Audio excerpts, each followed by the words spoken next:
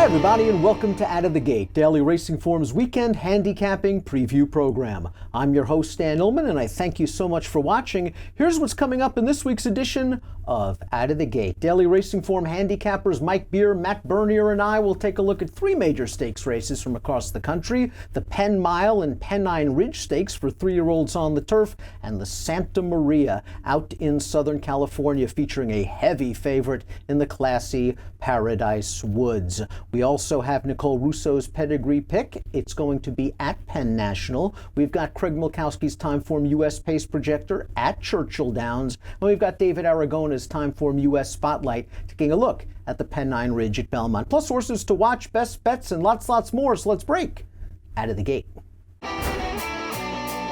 We begin Out of the Gate with our Horse Watch segment. Now this is the kind of guy Matt Bernier is. He knows that Mike Beer and I bet Bal Harbour, and he still wants to show this calamity one more time.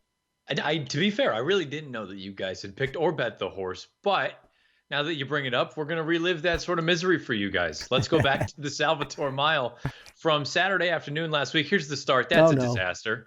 He spots the field about 4.5, 5 lengths when it's all said and done. At this point, you figure, okay, wrap him up. It'll be fine. We'll live to fight another day. Instead, Bal Harbour comes with a giant move in this race. Keep in mind, this is Monmouth Park. Speed usually prevails at Monmouth. This race really was no different because the speed held up for the most part. But look at Bal Harbour. After that terrible start, he's in with a chance here at the top of the lane. Look, he'll eventually end up flattening out and tiring, understandably so. The horse ran about 1.25 miles in a mile race after blowing the start. I thought this was a giant effort. And look, he's not a grade 1 caliber horse. Heck, he's probably not even a grade 2 caliber horse. But he can beat horses like this if he just gets out of the gate a little bit better. This has been a problem for him his entire career. Hopefully he's a little bit sharper next time out because that was a giant effort. And adding insult to injury, the horse shot up the rail to beat him. It was Sunny Ridge after Bal Harbour lost all of that ground. Mike, your horse watches a 2-year-old, so I guess it's understandable that he's still figuring out the starting gate. Yeah, morality clause is a 2-year-old filly. This is her debut, a 5-furlong turf sprint. But look at the start of her race, too, because she just doesn't break that great. 5.5 furlong turf race, you can't break this slowly, and then you'll see her steady again right after that start and give away even more position. From here, there's not really a lot that they can do with her, but I like what her rider did. He let her save some ground and find her way back into the race. And now you see her at the top of the stretch. She's going to make a little run here. The horse that wins the race is right in front of her. So watch those two close on this field together, and morality clause is just going to keep right with that horse. She's not going to really gain that much ground, but she will hold her position with that horse all the way to the wire. I thought this was an underrated debut for a filly who did not take that much money in this race. She might be set up to win next time. I'm going for a 4-year-old named Dark Vader who did some good things last year at 3, just missing in the Easy Goer on the Belmont Stakes undercard. Heck, he was bet to 3-1 in the Indiana Derby behind a real nice horse in Axelrod before going to the sidelines. We're going to go back to last week. This was his first start since July. He broke from a good inside post position 2. I thought he was very conservatively handled the first quarter mile. He was taken to the 4-path on the backstretch, and he advances on a very sharp horse in El Huerfano on the lead. He loomed alongside El Huerfano. He battles this horse all the way down to the wire, and I think he just felt the effects of this layoff. This was a really good effort for his first start since July 14th. He earned a 94 Beyer speed figure. It looks like Urton has got this horse back on track, and I think he's ready to step up into some stakes action. Maybe we'll hear a little bit from Dark Vader during the Del Mar Summer Meet. Let's get to some handicapping. The Penn Mile is the DRF Bet Saturday race of the day. Let's throw up the field for Saturday's DRF Bets Race of the Day. It's the Grade 2 Penn Mile, carded as race number 11 on a stakes-laden card at Penn National. You can access free formulator past performances for this race on the Race of the Day event page at DRF.com. And for all the major stakes previews, expanded ones at that, head on over to video.drf.com or the Daily Racing Form YouTube channel. Mike, the number 2 with Thread of Blue, very logical as the 5-2 favorite. We're all going to try to beat this horse with some prices, and this is a horse, a potential play for you. Fluminense, still a maiden on turf. Yeah, we'll see what happens with Fluminense. It's just the kind of horse, I want to give him one more chance on the grass, because it feels like this is the surface that Steve Asmussen wants to run him on. This is a horse who caught my eye on dirt. So far, I think if you look at his form, you think, well, he's probably a dirt sprinter and not a turf router, but we'll see if that changes here. We're going to look at a replay of his only turf start to date. This is at Woodbine in a stakes race last year. I don't know. He didn't look that great in here. He was last early for some reason for a horse who has speed, and you'll see the horses that go 1-2 were that way all the way around the tracks. There's not really any closing going on, and Fluminense will be a little bit even through the stretch.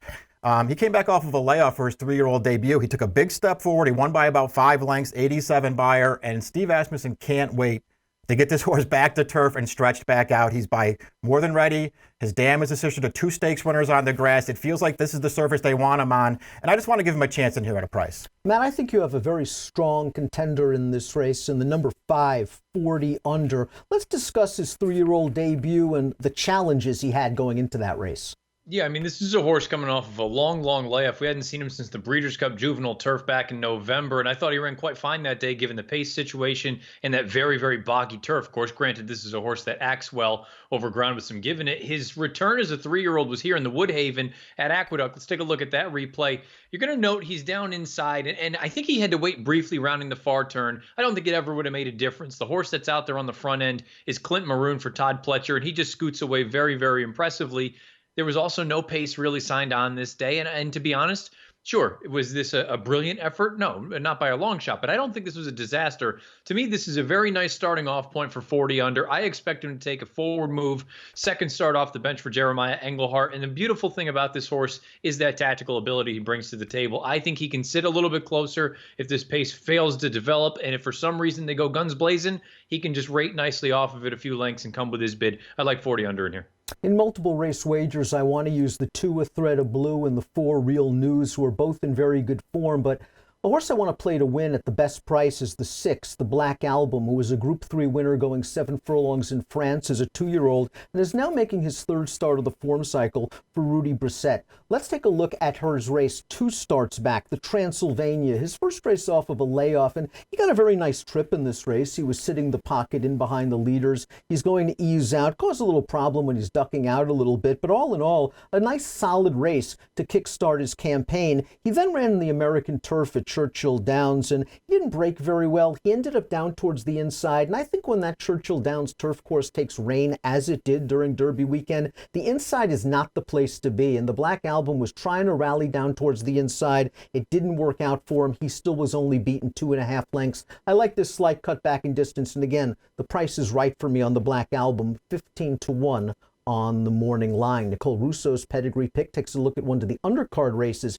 at Penn National, and then Craig Milkowski from Timeform US. He projects the pace of the Aristides Stakes at Churchill Downs. Hey guys, Nicole Russo coming to you for Out of the Gate to take a look at the Danzig Stakes on Saturday at Penn National. This 6-furlong sprint for Pennsylvania-bred 3-year-olds is one of 8 stakes on the card, highlighted by the Penn Mile and Penn Oaks. There are a few intriguing horses in here. Now, your likely favorite, and deservingly so, will be this guy, Call Paul. The son of Maryland leading sire Frisian Fire won the Grade 3 Swale earlier this year at Gulfstream. He was a Grade 2 winner and Grade 1 placed as a 2-year-old, has never finished worse than 3rd while competing almost exclusively against open company. But a horse who kind of really caught my eye in here is What a Laugh, who will be a debut starter. When I saw that this was his first start, I was obviously intrigued and started digging deeper for information, as it's kind of unusual for a 3-year-old to debut in a stakes. Now, we talk all the time about trainer patterns and tendencies. Jonathan Shepard is known for taking his time with horses, and for him to take this relatively bold move suggests that he thinks What a Laugh will be ready to run. The colt is a May foal, which could partially explain his delayed debut. Has a deep foundation of 4 and 5 furlong works under him, so fitness shouldn't be an issue, and shows a series of bullets at Gulfstream in Delaware. Most recently, he turned in a strong work from the gates, and I think there's a lot to like about this horse if you're looking for a big upset or for a price to use in your exotics. Now, on the pedigree side, I do typically like to see foals by Hardspot going a bit longer, but plenty of speed and precocity in this female family, including stakes-winning half-sister Rose Tree, who you'll watch here scoring a stakes win at 2. A 3-time stakes winner, also trained by Shepard. I like when trainers maybe have some insight into the family. Their dam, Amusing, was a winner sprinting at 2. Amusing is a half-sister to the Tough as Nails champion sprinter Lost in the Fog. Graded winners in the extended family include Grade 1 winning sprinter and millionaire Bonaparte. So a lot of speed underneath What a Laugh's female family. As I mentioned, 8 stakes on Saturday at Penn National, and we're taking you through that card and all of the weekend's major action right here on the gate. Hi, this is Craig Mulkowski at Timeform US for this week's edition of Out of the Gate. In my pace projector segment this week, I'm going to take a look at the Aristides Stakes. It's a 6-furlong dirt stakes for older males being run at Churchill as the 10th race on Saturday. The reason I chose it is because it looks like there's a clear standout among the speed horses, and that's number 3, Share the Upside. You can see in the small version of our pace projector on the right-hand side of the page that the 3 is shown with a clear lead, and he's also shown in, you can see the See Details box is in blue, which indicates that we think it's a race that's going to favor horses on or near the early lead. If you click on that, you get to take a little closer look at the pace projector. Not a whole lot was missing from the front. Sometimes you'll see equipment changes if they're on here. Maybe if there were horses further back than could be shown in the preview page, you'd see them. But none of that was the case here. The little preview on the first page gives you a pretty good indicator of what you're looking at with the pace projector in this race. Let's take a closer look at Share the Upside. I always like to say just because a horse has a clear pace advantage doesn't mean he can actually win the race. But that doesn't appear to be the case with Share the Upside. You can see he won his last race, albeit with a slightly slow speed figure of 112. He was 1-5 that day. He won pretty easily under similar circumstances as he's going to face here. But if we look back into his past performances a few races back, we can see he's a faster horse than that 112 would indicate. The time before, he was beaten by Grade 1 winner Whitmore when finishing second in the stakes at Oaklawn Park. And the time before that, in an allowance at Oaklawn, he showed that he doesn't have to have the lead. He's a horse that can rate off of it when the pace is faster, and actually ran his best speed figure that day, a 125, when he won easily by 5+ lengths. So I think Share the Upside is a standout in here. He is a 9-5 morning line favorite, but anything near that or even 7-5 or higher, I think he offers some value in here. Let's take a quick look at the next 2 that are pegged closest to him on that morning line. Both are listed at 3-1.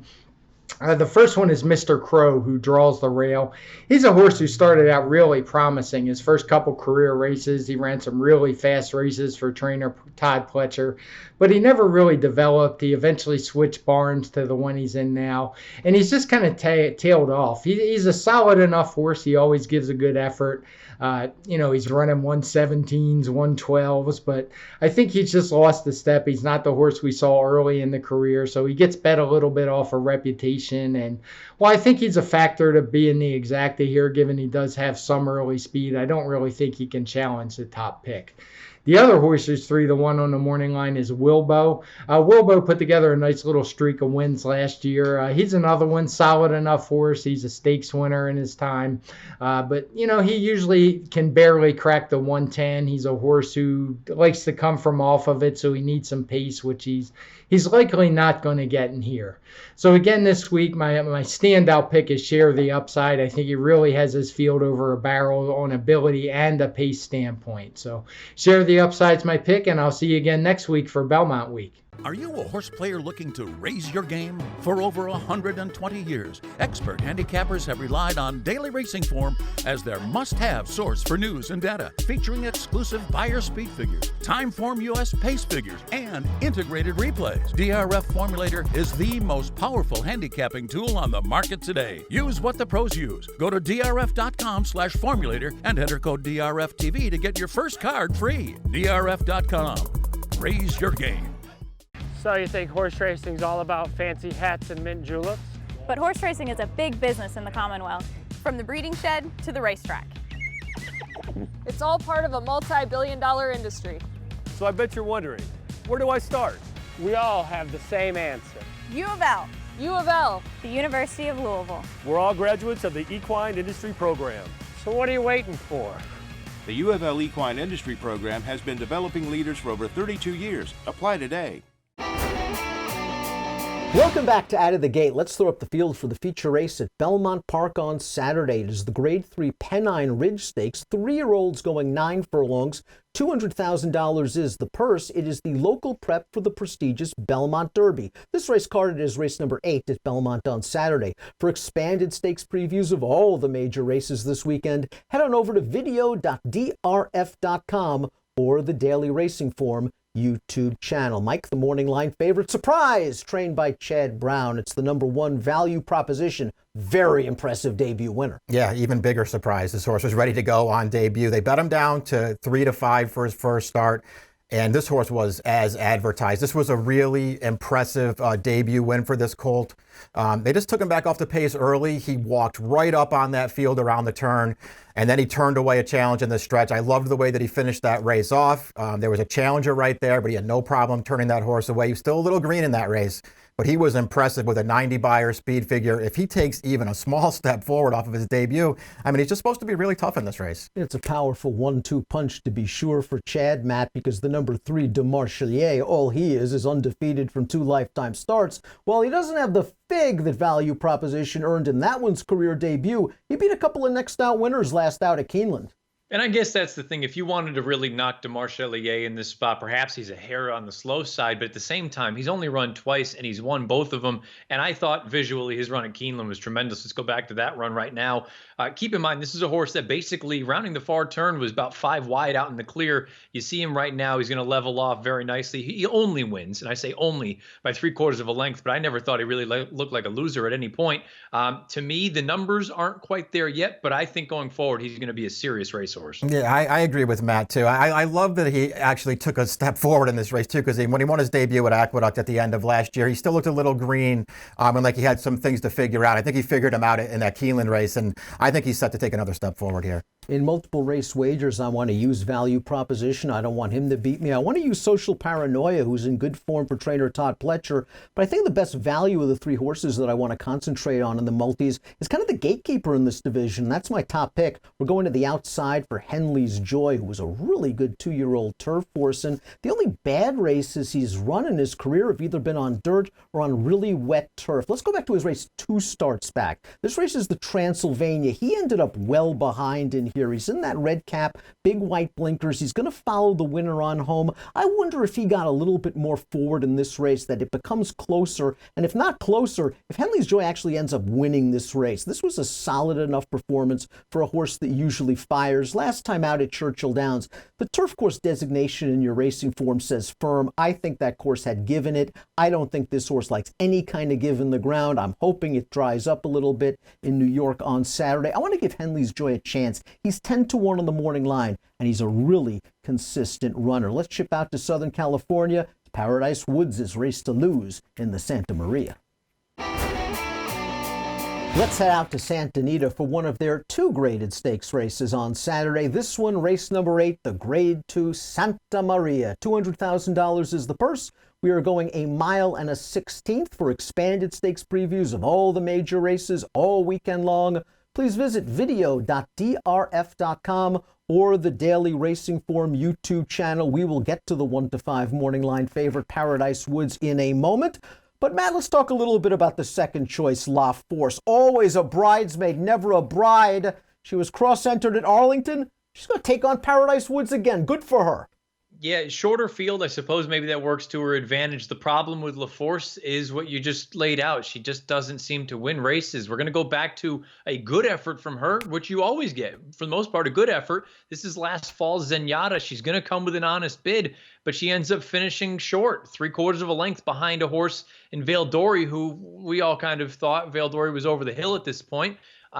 Look, La Force is honest. She's going to show up with her bid, but 2 for 24 lifetime and 12 times second or third. I kind of feel like you're setting yourself up for another one of those efforts again on Saturday. She'll be running late, though. She's a real nice, honest mare. Mike, the talk of the race, of course, is the #2 Paradise Woods, Grade 1 winner way back in 2017. There was a trainer change. She got back to form last time out in a major way. Yeah, I thought even last time at 3-5 that maybe she was a horse you wanted to take a little shot against just because it felt like maybe she was on the downside of her career. Let's look at how that worked out for me in this replay because this is the Paradise Woods that I guess a lot of people expected to see in here. She's facing 4 horses on Saturday, 3 of them who she is embarrassing right now on video, and the other one who has 1 start since October of 2017. She's 1-5 on the morning line, and I have no interest in trying to beat her. I think she's going to end up being 1-10, 1-20, somewhere in there. I don't have any interest in trying to beat her Saturday either. Maybe I'm crazy. I'm still not totally convinced she's back to what she once was, even with that race in her back pocket. But on Saturday, she's supposed to put on another show. She probably is going to put on another show at a short price, and she would be my only A in any kind of multiple race wagers. But I do remember what you guys kept saying. Maybe she's not at her best. Maybe we still don't trust her. Maybe she's still a little bit inconsistent. Maybe I'll take just a smidge against her with Bob Baffert down towards the inside. Now, this horse was one of the fillies that was embarrassed by Paradise Woods. She tried to step with that horse early, and Paradise Woods just ripped her face off at the 3/8 pole. I'm not sure how it's going to be different unless Paradise Woods doesn't show up. Let's go back to just a smidge's race 3 starts back at Santa Anita. She beat a good horse this day in Secret Spice. And yes, she was able to make her way to the lead that day, but Secret Spice came back to beat her in the Beholder Mile. She beat Paradise Woods that day, did Secret Spice. Just a smidge is getting the blinkers off. It's going to be very interesting to see how Martín Garcia rides her. I like her cutting back to 1 mile and a 16th. Is she a likely winner? Heck no. Paradise Woods is the most likely winner by far, but I'll use just a smidge as a deep backup in the multis and maybe take a small stab against. David Aragona of Timeform US. His spotlight race this week is the Pennine Ridge at Belmont. And stay tuned. We'll be back with our best bets for Saturday. Hi everyone, I'm David Aragona with this week's Timeform US Spotlight. I'm going to be taking a look at the 8th race on Saturday at Belmont Park. It's the Grade 3 Pennine Ridge at 9 furlongs on the turf for the 3-year-olds. Looking at the entire field, the first thing you notice is there are 2 runners for the Chad Brown stable, 2 runners for Todd Pletcher, and they are the main players in this race, the top 4 choices on the morning line.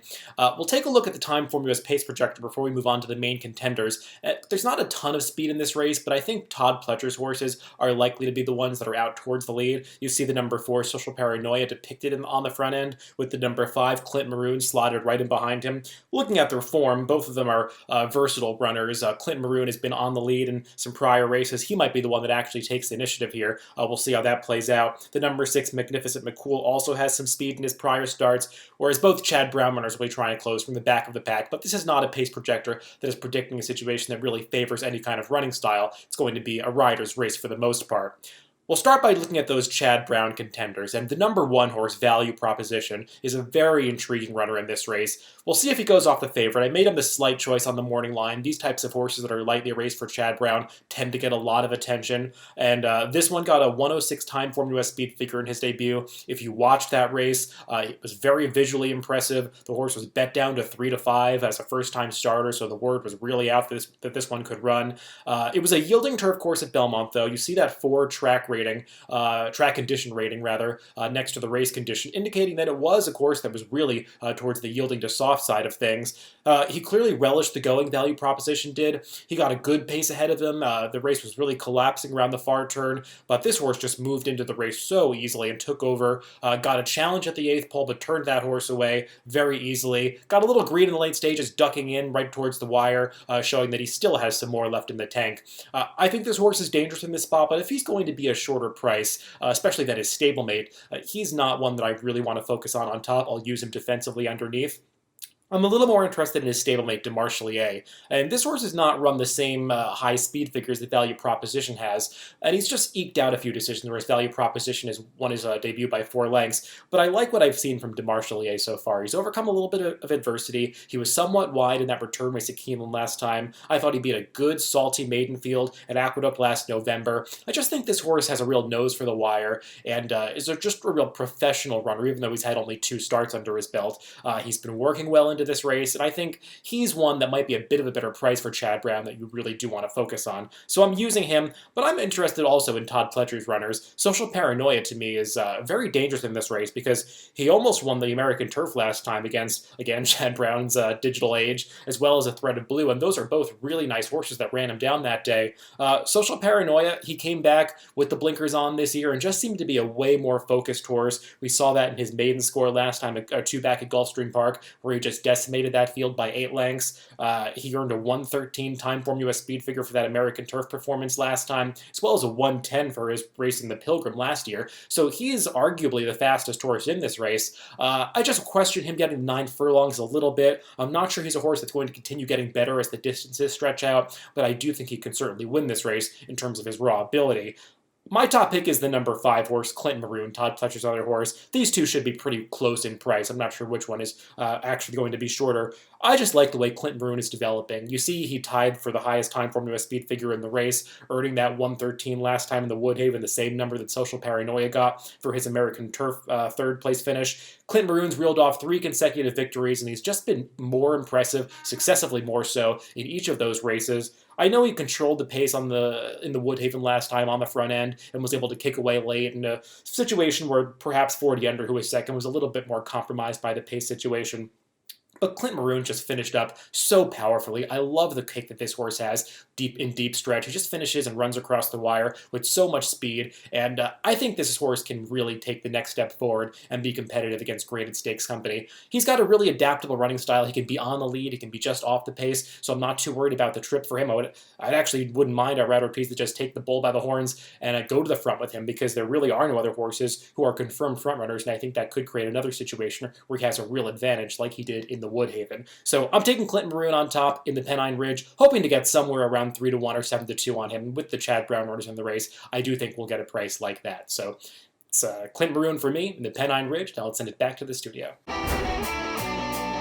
Time for our best bet segment here on Out of the Gate. Matt Bernier, you're going to the Great Race Place on Saturday, and you have been on a roll the last couple weeks. Hopefully it can keep going along. Another graded stakes race, race 7. It's the Grade 3 Honeymoon 3-year-old fillies, 1 mile and 1/8 on the grass. I'm not sold on any of the other fillies that have stakes sort of experience at this point. I wanted a bit of a fresh face in here, and I think the number 2 Overemphasize checks the boxes here from Michael McCarthy. We're going to go back to the most recent run for Overemphasize. This is her first time going up against winners at 1 mile and 1/8. She's down on the inside, and look, it wasn't a bad effort or a bad trip. I just don't think it was necessarily the most comfortable position for her to be in. She's eventually going to go on and shoot through the inside and make things a little bit more interesting. She's going to lose by a length, but all things considered, thought this was a very fine effort, first time against winners. She's paired up by her tops of 78 leading into this race. Third start off the bench. I think there's plenty of reasons to be intrigued by Overemphasize, especially if you don't like any of the other girls with the stake experience. Mike Beer, NYRA analyst, give the folks something at Belmont. Yeah, race number 4 is a maiden special weight, going 1 mile and 1/16 for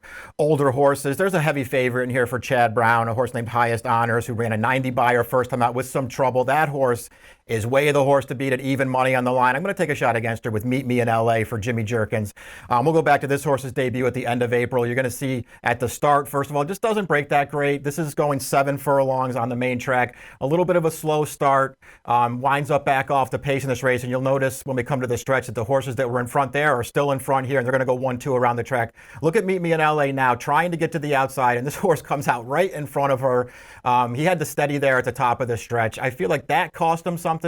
He will race on to the end here. This horse is bred to stretch out for a trainer who is among the best in this game with horses going sprinter out on the main track. I'm hoping that Meet Me in LA can take a step forward at a price in this race and pull off a little bit of an upset. That was a nice, promising effort despite the trouble, and you're absolutely right about Jimmy Jerkins getting horses ready to stretch out in distance. I'll go to the Penn Mile Undercard. The Pennsylvania Governor's Cup is race number 9. Short field, but I got the third choice on the morning line and the number 3 Square Shooter. I'm hoping that the 1 Pure Sensation, the 2 Completed Pass, play a little game of chicken up front. They battle themselves into the ground, and it sets things up for the stalker, Square Shooter, who did some good things on turf last year. For Jeremiah Engelhardt, let's go back to the most recent race at Keeneland. First start off an 8-month layoff. Didn't break very well. Was taking on some really good horses. Bound for Nowhere, Imprimis. Tough spot to make the return off a layoff, to be sure. Kind of in and among horses as well. You're going to see late in the game He's going to start picking it up a little bit.